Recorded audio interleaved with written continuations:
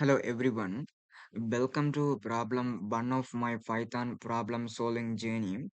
In this problem, we are going to take three numbers from the user, calculate their total, and then find their average. Let's look at the code. First, I ask the user to enter three numbers. I use the input function to get the each value from the user, and I use the float function to convert the input into number. I store these value in three variables like number underscore one, number underscore two, and number underscore three. Next, I calculate the total by adding all three numbers together.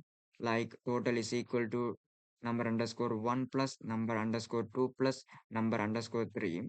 Then I calculate the average by dividing total by three. As you can see the code, like average is equal to total divide by three. Finally, I use the print function with an F string to display the total and average.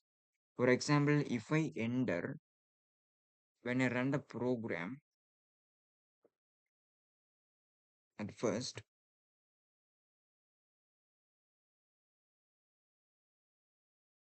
if I enter 10, 20,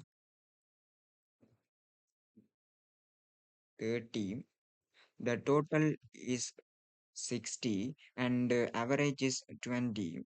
So in this problem, we practice getting user input, converting data types, using variables, performing calculation and displaying the result. So that's a problem one. And try writing this problem yourself without copying the code. So we will see in the problem two.